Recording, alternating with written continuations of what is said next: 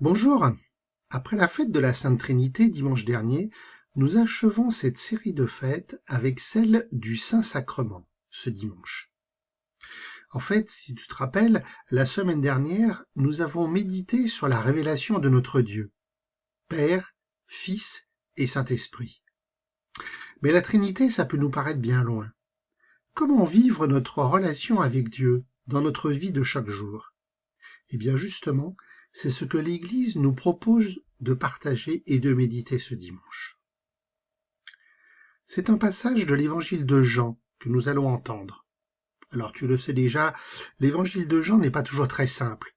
L'écriture est souvent très complexe. Nous allons entendre un extrait d'un discours de Jésus que l'on appelle souvent le discours du pain de vie. En fait, peu avant le passage que nous allons entendre, nous lisons que Jésus a nourri une grande foule en partageant quelques pains et quelques poissons. Mais en fait, Jésus veut aller plus loin. Le pain, bien sûr, c'est la nourriture de chaque jour, c'est ce qui nous fait vivre. Mais à partir du pain, Jésus va faire le lien avec sa propre venue sur terre. Écoute. En ce temps-là, Jésus disait aux foules des Juifs, « Moi, je suis le pain vivant qui est descendu du ciel. Si quelqu'un mange de ce pain, il vivra éternellement. Le pain que je donnerai, c'est ma chair, donnée pour la vie du monde. » Les Juifs se querellaient entre eux. « Comment celui-là peut-il nous donner sa chair à manger ?» Jésus leur dit alors, « Amen, amen, je vous le dis, si vous ne mangez pas la chair du Fils de l'homme, et si vous ne buvez pas son sang, vous n'avez pas la vie en vous. Celui qui mange ma chair et boit mon sang a la vie éternelle, et moi je le ressusciterai au dernier jour. En effet, ma chair est la vraie nourriture, et mon sang est la vraie boisson. Celui qui mange ma chair et boit mon sang demeure en moi, et moi je demeure en lui. De même que le Père qui est vivant m'a envoyé, et que moi je vis par le Père, de même celui qui me mange, lui aussi vivra par moi. Tel est le pain qui est descendu du ciel. Il n'est pas comme celui que les pères ont mangé. Eux, ils sont morts. Celui qui mange ce pain vivra éternellement. Eh ben, je t'avais prévu. Tu vois, effectivement, c'est pas très simple. Et en plus, histoire de compliquer, Jean n'arrête pas de faire des répétitions. Si tu as bien écouté, les mots dont il est plus souvent question, c'est pain, manger, boire, chair, sang. Alors si tu veux bien, on va essayer de s'expliquer deux, trois petites choses. Alors tout d'abord, Jésus dit que c'est bien lui, le pain, c'est bien lui l'envoyé de Dieu. En fait, dans le Premier Testament, les textes employaient déjà les images du pain et du vin pour parler de la nourriture spirituelle, de ce que l'on reçoit de Dieu.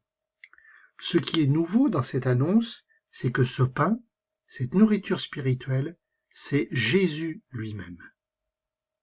Et Jésus annonce qu'il va se donner et qu'il va se donner totalement. Alors bien évidemment, nous le savons déjà. Mais ceux qui écoutent Jésus à ce moment-là ne savent pas encore ce qui va arriver. Que Jésus va donner sa vie. Et il donne sa vie pas pour quelques-uns, mais, dit-il, pour le monde, pour tous les êtres humains. Alors bien sûr, comme souvent, la foule a du mal à comprendre. Et oh, qu'est-ce qu'il raconte celui-là? Il veut qu'on le bouffe, mais c'est du cannibalisme. Mais en fait, Jésus explique. Manger la chair, boire le sang, c'est en fait accepter que Jésus se donne totalement. C'est accepter que Dieu s'offre par amour. Et si j'accepte cela, eh bien je suis lié, je suis en alliance avec Dieu, avec Jésus. Jésus demeure en moi, c'est-à-dire que chaque jour de ma vie, je trouve en Jésus la lumière qui me montre le chemin, je trouve la paix qui m'aide à cheminer avec les autres, je trouve le pardon qui me montre que Dieu est amour. Et cette nourriture que Jésus m'offre, qu'il me donne, ce n'est pas pour rien, c'est pour développer, pour entretenir une autre vie, la vie éternelle. Eh bien oui, la vie éternelle, ça commence déjà ici, maintenant. C'est pas chouette ça? Jésus, tu as dit que tu es le pain de vie, le pain véritable descendu du ciel. Tu assouvis ma faim de vivre, d'aimer. Quand je me sens parfois abandonné, incompris de mes parents, de mes amis, alors tu es comme le pain qui me nourrit. Quand tu es auprès de moi, je ne me sens plus seul. Je sais que tu me comprends. Cela me nourrit. Je puis en vivre. Merci. Amen.